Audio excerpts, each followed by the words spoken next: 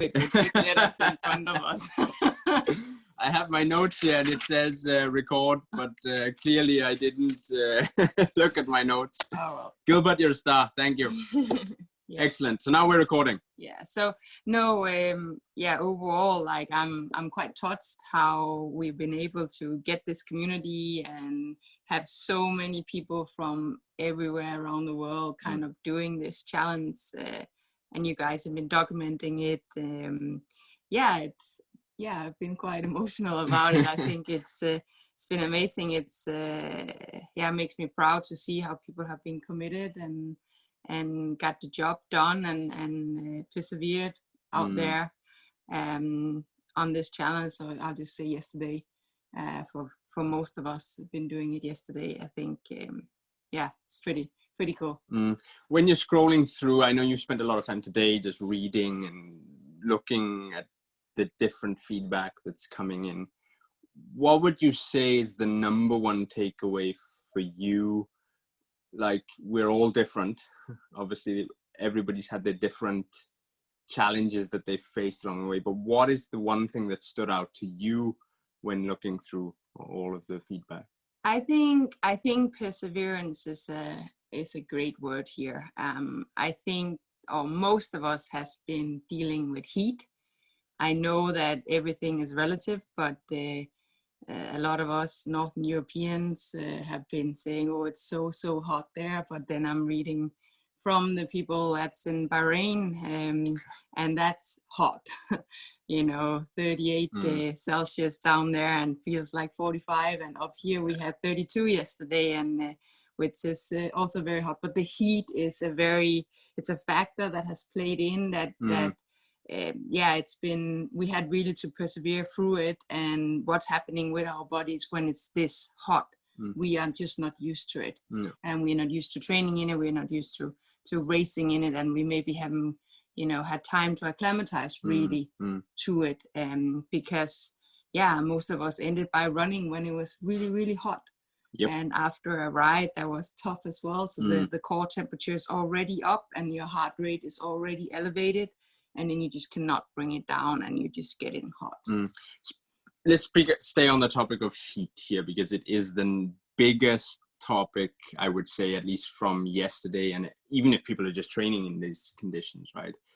There were definite meltdowns, I think, that was clear to see. I mean, I had a critical meltdown, which we'll come to a little bit later, but looking at Nathan in the US, I mean, he finished over 100 Fahrenheit, massive cramps getting off the bike. Yeah. When it really brings me back to Kona in 2018. A lot about our preparation for Kona was heat management and managing your core temperature. What are the key things? Because this is not going to be the first time that people have to deal with heat when racing. So just focus on core temperature here and focus on heat. What are the guidelines? What are the things for people to think about? Yeah, I mean, like, the body is just, if it's so hot, like, and the core temperature comes up because we are working really hot, and the heart rate is pumping like crazy to bring out blood out to the surface to cool us down. This is not possible because it's hot and the humidity is high. So then the heart just goes faster and faster and faster, and you just can't get rid of the heat. So what can we do about it? Well, we definitely need to acclimatize. We maybe haven't had time for it. That's why we're reacting so crazy to it. If it is that we are planning to race where we know it's going to be hot, it is something to actually prep for this. And for us that is living up here, that usually doesn't have this sort of weather, it is training inside, put the heater on, make the humidity inside, being on a trainer, training in the bathroom on the trainer, making those scenarios where you get used to it. Because as most of us went through yesterday, it is so uncomfortable and so unfamiliar, and we don't know what to do about it. And we're feeling weird things. Like, I even got the chills out there. I was starting to feel cold, right? And I was sweating so much. And because I haven't put myself through any hard work, really, sorry guys, but still threw myself out in this yesterday and thought, oh, well, I'll be fine. I was through some points where I was not sure whether I would end down in the I don't know, the ditch. the ditch, just lie there, and someone had to pick me up. So yeah, so how do we bring it down? So of course, cold, bringing something that's, you know, a bottle of maybe frozen water, bring that out for the run, putting it on your wrist, up around your mouth, on your neck. We have some awesome sensors there that like that feeling of getting cold, that you feel like you're bringing down the core temperature. If it was a race and there was cubes, I would always take the ice on the aid station, run with it in your hands, and do what you can to bring that core temperature down. And that is it. And what did you do specifically in Kona? Because just want to put you back into a race environment where it was extremely hot. I can't remember too many races other than Kona that was exceptionally hot and humid, to be honest, that we were in. I haven't done Ironmans that been this hot. I've done halves that's been as hot, but it's not the same. No. So then Kona, what was your pattern? What was your routine? Yeah, Kona? So for Kona, it was about trying to cover up from the heat. Like on the bike, I obviously had sun cream on, but I didn't take it on again in T1, but I had it on from the beginning of, and then I had a suit that was could breathe really easy through the bag. There was a lot of mess in the back of it, and then on the run, which was the biggest point, like it was where I was really, because you don't have the wind really to cool you down there.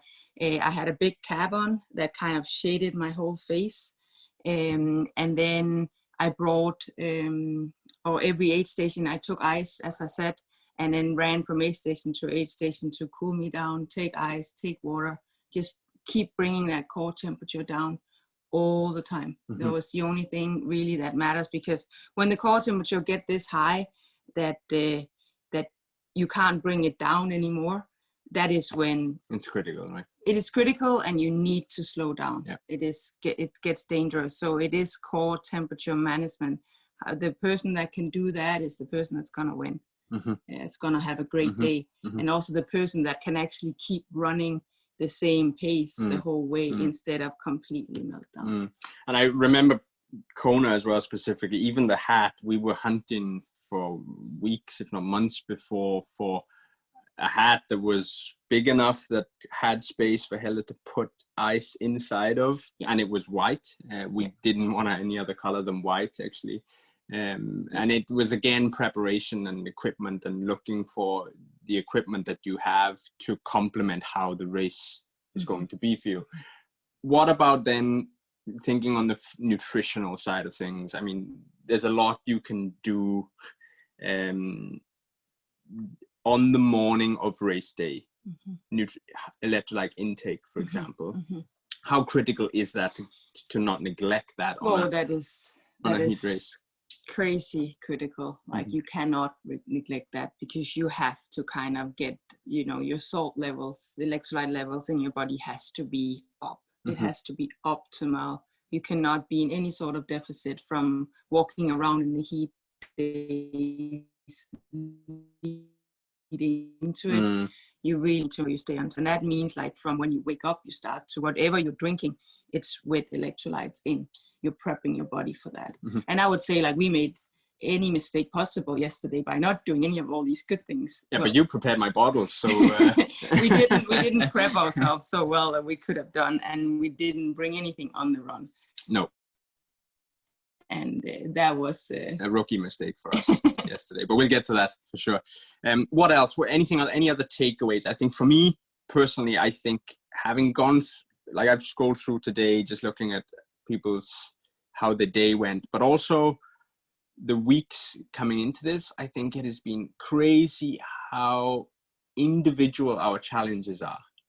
And I think I've always known that we are all individuals and we all need to adapt and make a plan that's specific for us. But to see how many challenges people have had to overcome on an individual level, I mean, you're ignorant to it unless somebody puts it in front of you. And I think this club and this community has really just put it in front of us, how many challenges people are dealing with.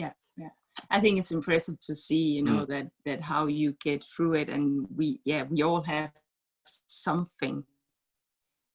It's only the few of us that's, you know, we haven't had just something that we are dealing with that we have to kind of that still makes us be able to get through the race, or, you know, just coming back from an injury, or just being back to running normally again, but haven't really done the run prep, but still throw yourself out there and get it done, right? Or some have adjusted the distance a little bit, just being smart, because it's just coming back to running.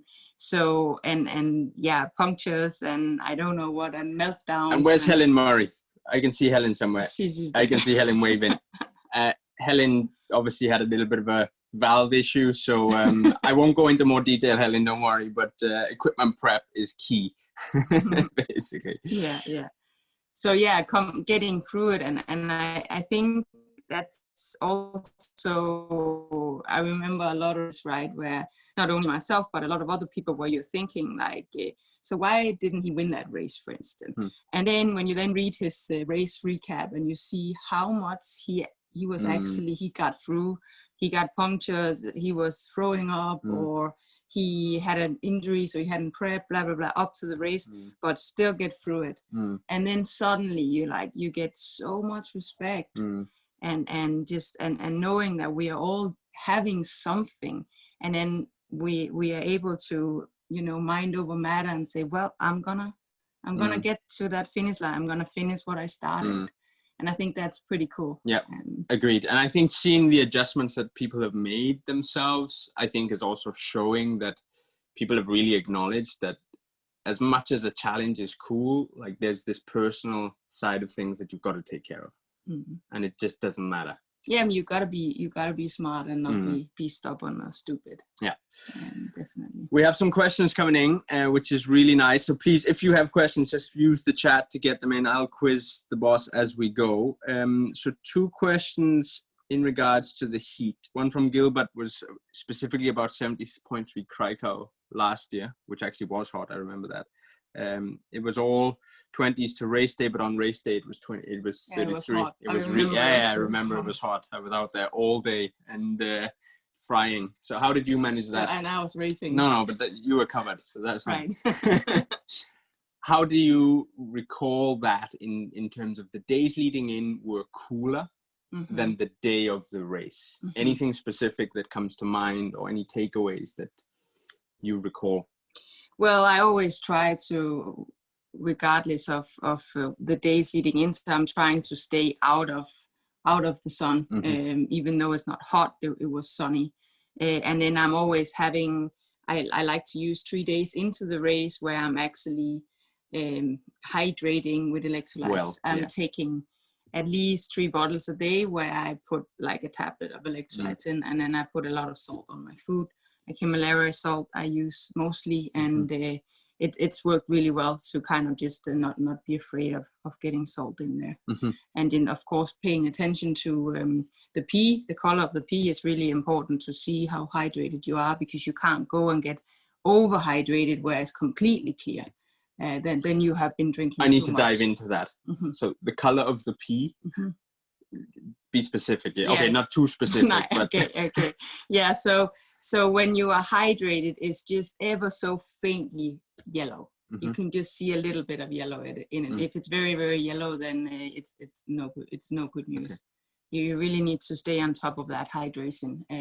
And because you need to put salt in, or electrolytes in, you don't want to dilute your salt levels in your body. So imagine if you take a glass of water, and then you have a teaspoon of salt in, and then you just keep pouring water in that glass, then you can imagine how little salt in the end that's in that glass. And that's more or less what's happening to your body. That is really just making it as a picture, but you got to make sure we need those salts for the muscles to work, for the heart to beat, for everything.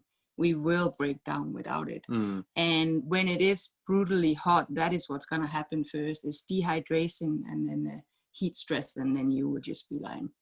So that is very dramatic, but it is what we really need to respect when it's hot and the sun that is giving the rays on us. Excellent. That was a good answer.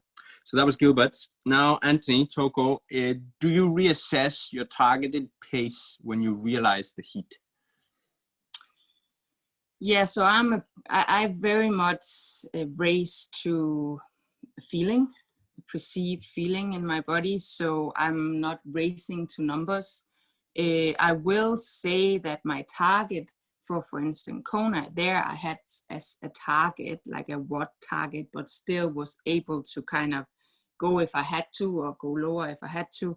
But that was taking into account that it's hot and humid over there. So that was already taken into account, the heat. Yeah, right? So I was taking maybe like 5%-ish of my watts in my head, that not to, and also be a little bit more smarter in terms of not going too hard from the get-go, especially on the marathon, especially there, getting out on the, for the professional, a lot of the time we need to kind of, but we train for that as well. When we get on the bike, we need to ride over what we want to sit on, really, because we need to get going, and sometimes you need to bridge a gap, or sometimes you need to get away from maybe faster runners. So there are a lot of tactics going on. So we train to go over our level in the beginning and then settle down on something called an Ironman feeling.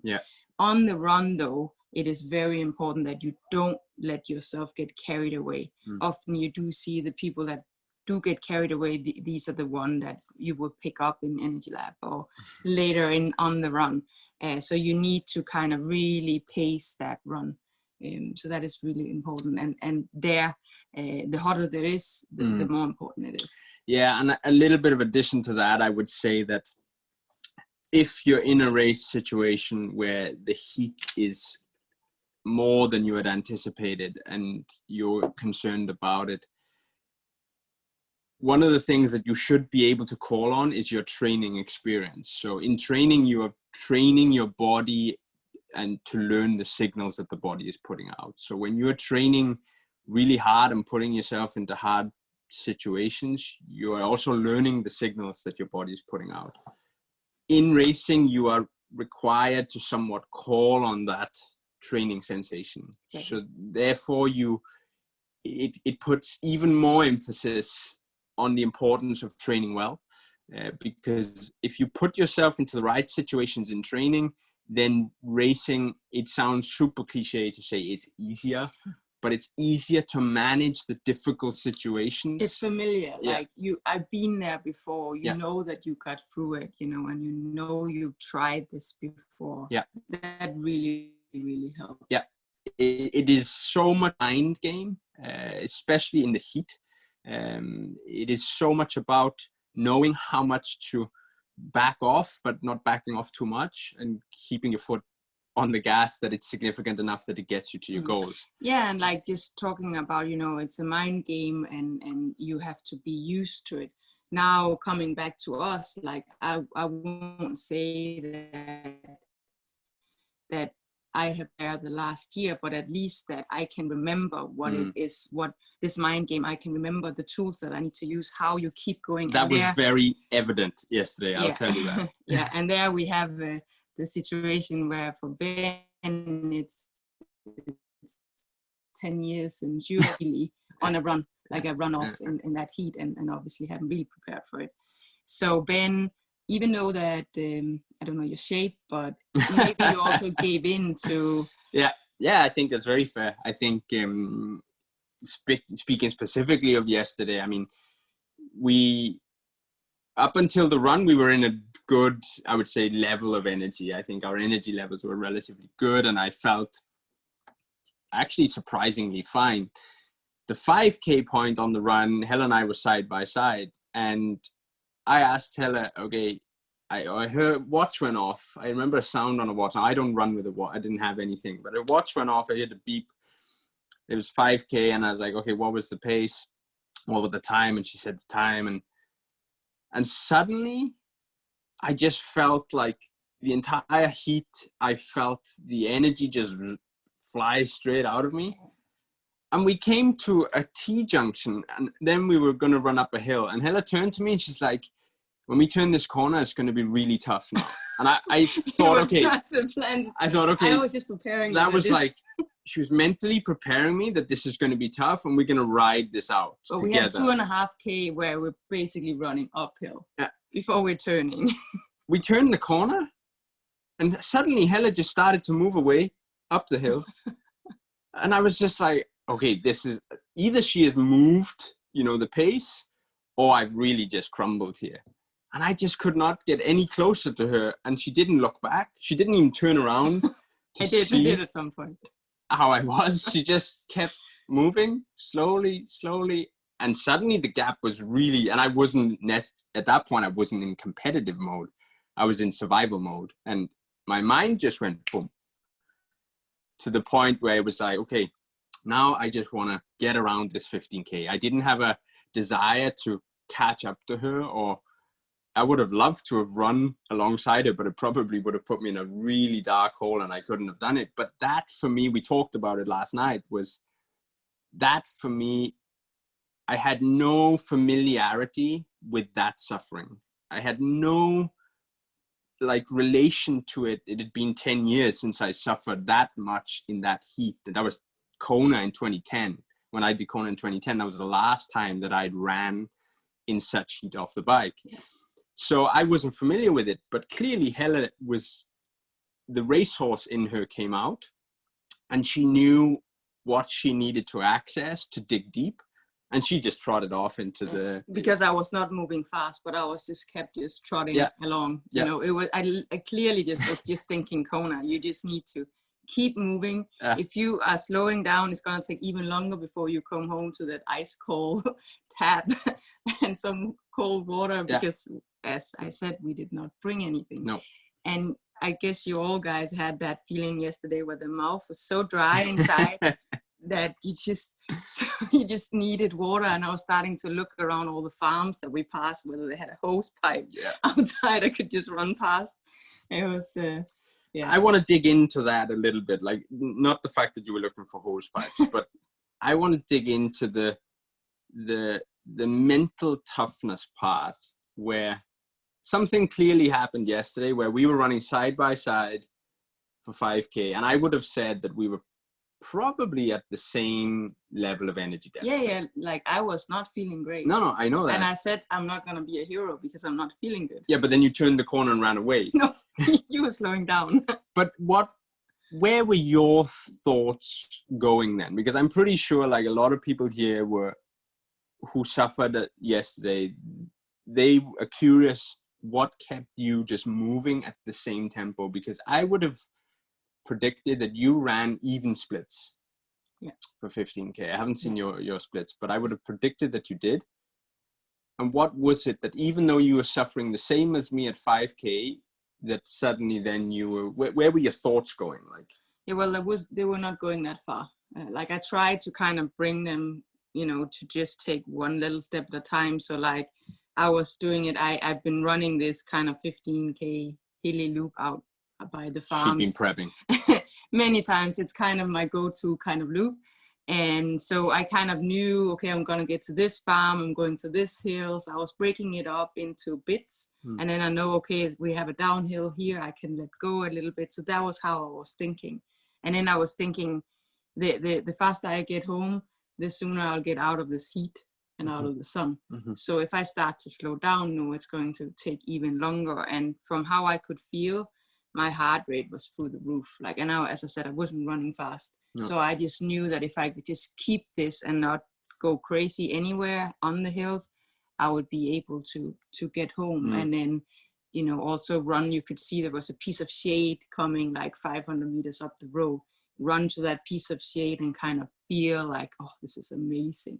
And you get out of the piece of shade again, kind of break it down like that. So you essentially whatever that word is, you just broke it down completely into small sections. Because for me, my thoughts were everywhere. Like I was thinking about things completely not even relevant to the 15K I was in, and I just fell to pieces.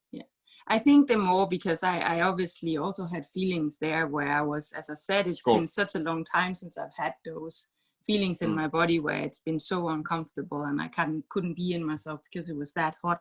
So I was a little concerned actually whether I was just being stupid. But when I stopped thinking about being concerned about myself and started to break it down into pieces and say to myself, oh, you're going to get through this, then it kind of worked. I kind of, just took it step by step instead of like, getting that fear into my head of, oh no, you are going to fall over soon. So, yeah. Very cool. We've got a lot of questions coming in here, which I'm going to try and get through. Verly, we'll come back to yours with regards to recovery for this week coming, right? We'll come back to that. I just want to focus a little bit more on electrolytes. There's some questions coming in. Lars asks, regarding electrolytes, do you put some extra, let's say table salt or normal salt in the bottle? And how do you cope with the potential muscle cramps?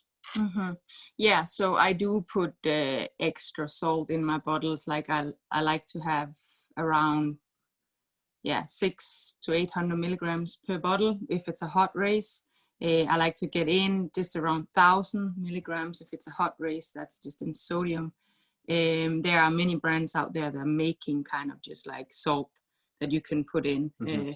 Also, there are also the electrolyte tabs, but they often have a taste. So if you just pour in like 3 of those in a bottle, it tastes so strong and it's almost impossible to get down.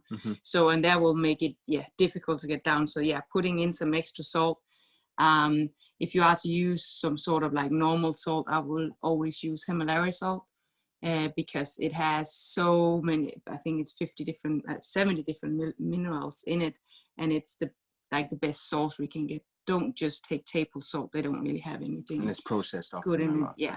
Yeah. So or sea salt. Try and get something that is natural if you are to put in. But obviously don't put too much in because then you will not drink it because it'll be too salty for you. So yeah, I add a little bit extra in. Was there another question you said?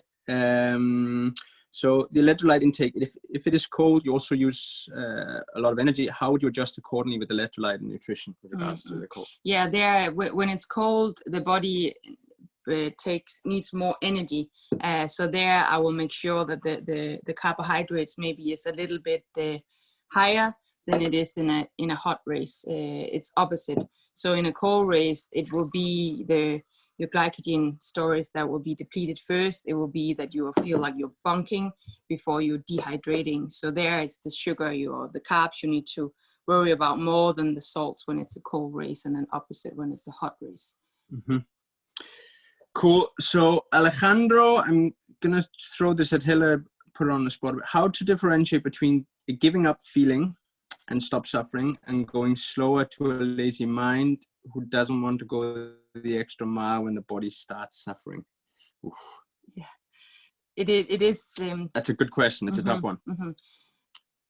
I feel like, firstly, it is normal to have we talked about that devil that's going to tell you to slow down, because it is not comfortable what we are doing. It is very uncomfortable.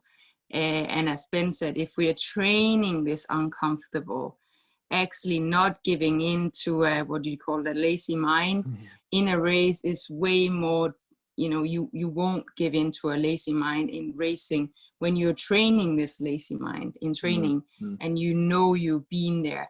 Then it will be more like a victory when you are kind of like straight away where you have that, with the next aid station, I'm going to walk, not because I need it, but just because there's an aid station and I really need it, where you have that battle in your head. Whereas like straight away when you're thinking that, sometimes it's a good idea to walk an aid station. This was just an example. But maybe at this point you actually don't need it, but you convince yourself. And there it would be a good idea to straight away have that toolbox that's another side of you saying, no, I have been here before. I can get through this. I only have 5K to go. This is not long. The faster I get to that finish line, the more proud I am of myself, and the faster I'll get out of this suffering. So it's about really training that toolbox and using it in training, because when we're not familiar with it, it is way easier to give in. Plus, we will also maybe sometimes be a little afraid of what's going on and in our body, because it is so many sensations that is so uncomfortable. As I said, I had the chills yesterday, and you don't have the chills when it's that hot. Then you know that the body is under a extreme severe pressure. stress, right? Yeah, and I would add to it as well by saying that if you have this lazy mind that you know has the potential to creep in and disrupt the strength that you have, you can then maybe try to find things that could counteract it. So could be physical things, like it could even be a go-to word. It could be literally a note on your hand, a word on your hand. I remember clearly in the ITU days, Helle would have make it count on her stem, actually, that when it got really, really tough and difficult, and this was really specific because I remember in the ITU days, one of the tough points for Helle was getting out of the water and getting onto the bike. She was required to sustain a huge amount of power that isn't, I would say, natural for Helle, given her physiology. And it required her to go so deep in that situation, from mounting the bike to maybe the first 5 kilometers of this 40K in ITU racing. And what we were realizing was that Helle needed a distraction from the pain. She needed a distraction from how tough this was. And therefore we actually put vinyl transfer on her stem that said, make it count. And the kind of go-to method was for Helle to look down, look at that stem, and think about nothing else than just bridging the gap to the wheel in front, for example. I think also the lazy mind, you can also have like a form kind of thing to think about. That you think about your running form, or you're thinking about how you carry yourself to distract yourself from the pain and distract yourself from the lazy mind. It's all about taking the thoughts away from the negative thoughts that's coming up. So very good. Hopefully that answered you, Alejandro. Got the answer you needed. Okay, so let's just walk them through our experience yesterday, our day. How was it for you? Like, it has been, this is actually interesting. We didn't know it until yesterday, or I didn't. Helle might have. It is exactly 1 year to the day yesterday where Helle stood in front of the crowd at Ironman Copenhagen and basically waved goodbye to professional racing. That was 1 year yesterday. So it's exactly a year since Helle has done any form or been in any form of competitive environment. How was it for you yesterday to just go through the motions, as much as we weren't competing with each other? Yeah, well, it was, I remembered it on the run, actually, what day it was. And that also helped me out there to think about that. Because I didn't get my last race in Copenhagen last year. No. So it was a different closure that I got, but I got it closer to my professional career. So I wanted to just kind of get through it. I'm healthy. I can run. Last year in Copenhagen, I couldn't run. That was the reason why I couldn't finish it up. So it was, especially it's a year ago, it's gone super fast. Kind of a crazy year. Yeah, and how was it yesterday to be to be competing or to do a triathlon, actually? Yeah, like doing a swim, bike, run in 1 day, I also haven't done in a year. No. So we actually decided to go, actually the bike, to kind of race the bike, and not just making it easy just to get through it. So we worked it. We really worked it. And coming off the bike, I felt totally shaky, like completely, and coughing, and that where you're really breathing hard, and you can feel it's down in your lungs, and when you're taking a deep breath, you need to cough because you've been pushing so hard. And then when we got on the run, I think I just got into the mindset of, okay, we need to do this. There's so many people around the world that's doing this. We have put this challenge on. We have made this united kind of group, and I want to do it together with everyone. And also that loop I have is 14.5K, but I did another half K because, of course, I need to do it like anybody else has done it. So cool. I think it was a special day, and I I was happy that we also raced it, that we also went for it. Yeah, we did, and we suffered. I mean, we came home and our heads were under the taps. Yeah, and we were putting ice on the back, and also just the rest of the afternoon was a write-off. We were just eating chips and drinking Coke. It's really useless. Yeah. So I want to put Helle on the spot here, because it brought back some memories when we talk about the Copenhagen finish line, and I would like you to relive this picture for everyone. You can see it there. Yeah, so that is just waving goodbye to all the fans and all the Danish fans and obviously international fans that was at Ironman Copenhagen. We announced it that this would be my last professional race at home soil, but about 3 weeks before this race, I got diagnosed with a coming stress fracture in my shin. So there was no way that this was going to happen. And I did decide that after a few days of just wanted to escape everything and get away from Denmark, because I have been looking so much forward to finishing my career off at home in front of family and friends and all the Danes over there, and then not being able to finish it. I was in a wicked shape. And not being able to finish it was really, really tough. There was a few days where I was literally just lying on the couch, just what's the meaning with it all? Like, what's the purpose? But I got it turned around. I let myself feel very sorry for myself for a while, and then see, no, I wanna go over and finish it, and I wanna make my own finish line over there, just in a different way, to get my closure. And Ironman Copenhagen and Ironman Denmark was in for it, so they let me around half an hour before the first finisher passed the finish line, let me be celebrated. Torbjørn Sindballe, that's been here in the club, he interviewed me in front of everyone, and I went out to high five a lot of people, and that was special. It's very, very difficult to hold my tears back. And we are 1 year on. I think everyone will be interested to know, how has it been to step back from such a high level in sport and training 25, 30 hours a week? It was our life. How has that transition been for you, moving out of one career and then into what was an unknown? Yeah. We've been speaking about it. I think it's important to realize that there is life after one career or a sports career. And I think I've seen a lot of people in sport kind of lose their identity a little bit, because their identity was to be a professional athlete.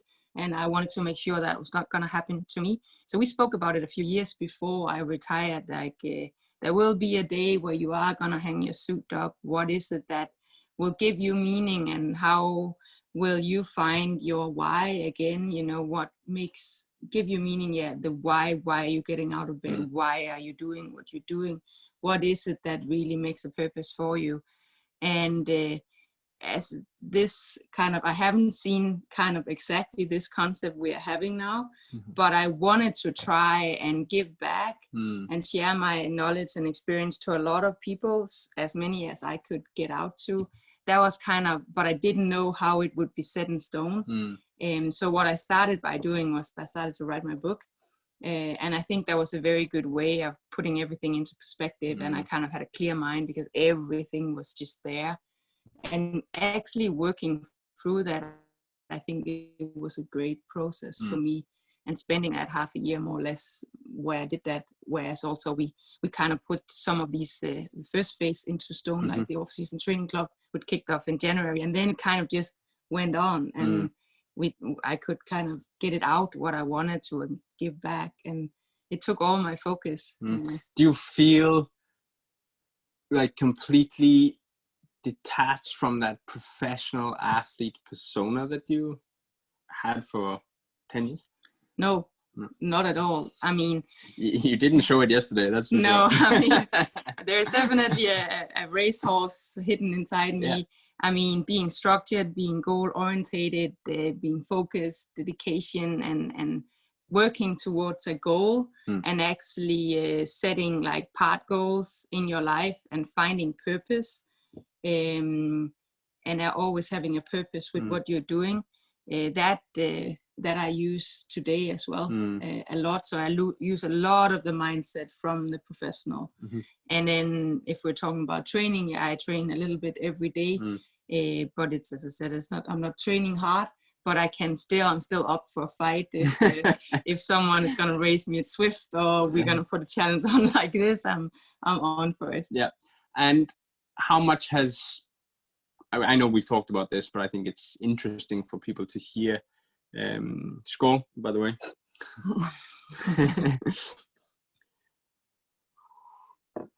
How much has Corona actually helped you move on from the professional side of sport? Yeah, of course. I mean, a lot of people have said it's perfect timing, and no one could have this is going to happen with this terrible pandemic we have. But of course, being a professional athlete today is very, very tough in these times that we have, because it is there is no racing. You cannot expose your sponsors, your partners. The partners is also suffering, so you don't know the future in terms of re-signing your sponsors. So of course, I got maybe lucky in that case, but at the same time, I think also Corona has put some other glasses of what's possible today, and how we can make this virtual reality, like virtual world, kind of bring us all closer. And there's so many things we can do without literally being together. I think it has opened up some other doors. But as a professional athlete, I think that I'm happy that I haven't trained really, really hard all through the winter, and then come March when you're starting to race, then you can't race. Yeah. So of course, and that is because I knew I was at the end of my career.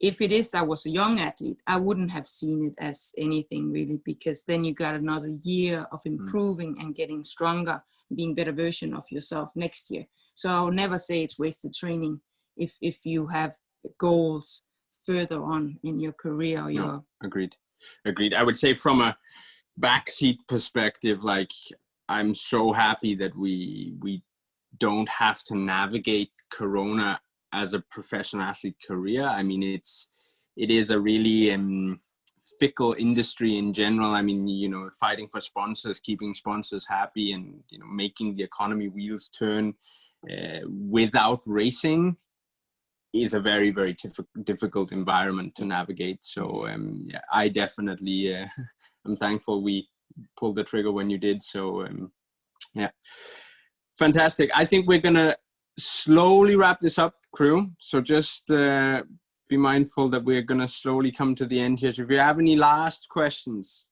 just fire them in here. I want to talk a little bit about the permanent club that's coming. Everyone inside U versus 2020 will know now. Everyone that was part of the first phase and rolled over to the second phase will know now. What is your, let's say, intention, or what should people be looking forward to with regards to the permanent training club in the future? I would say goal setting is aim high, like always not dare to dream. You know, you're allowed to dare to dream and believe in yourself that you are able to achieve some personal goals of yours. And then the permanent training club, like we will keep having a community, but then the training will be starting to become way more personalized. So we are aiming to have everybody's work and life in general fitted in around the training for you specifically. And if someone wants to go for, whether it's their first triathlon next year, let's say they haven't competed in a triathlon, let's say they want to do a half distance on Olympic, or they want to go for Kona, for example, you're confident that you have the tools to balance both of those things? Yes. I know that was going to be the Absolutely. answer, but I just wanted to hear it from the horse's mouth, as they say. Absolutely, yeah. I'll be able to manage that. Okay, good stuff.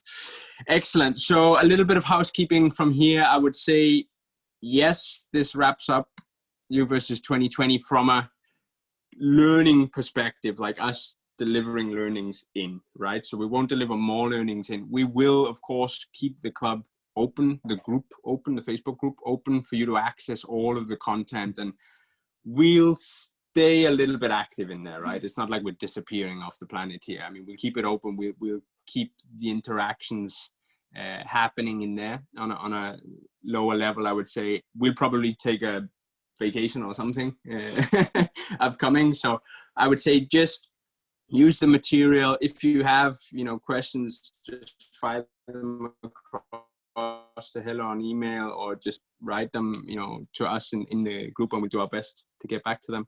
And then I would say those that have signed up for the permanent club, we will keep you posted now frequently on the developments and the intended timelines. We have a couple of development things in the works.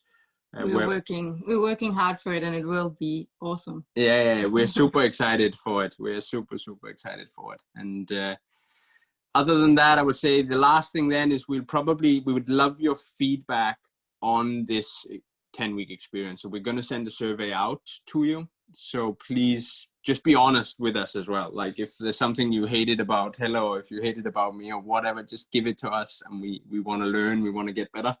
Other than you didn't record last time. Yeah, I've been doing the dishes ever since, but Gilbert reminded me to record this time, so I'm very thankful for Gilbert now. So, but that's it. I think we are going to say one last toast, I guess, to everyone. And thank you so much for, just being awesome, I guess. It's been amazing, really amazing. And thanks for the commitment and the effort and the engagement. It's been cool. Excellent. Thanks, everyone, and enjoy the rest of your weekend. And week. Sorry. It's a week now. Yeah, it's a week now. And we'll check in with you all soon. Ciao. Ciao.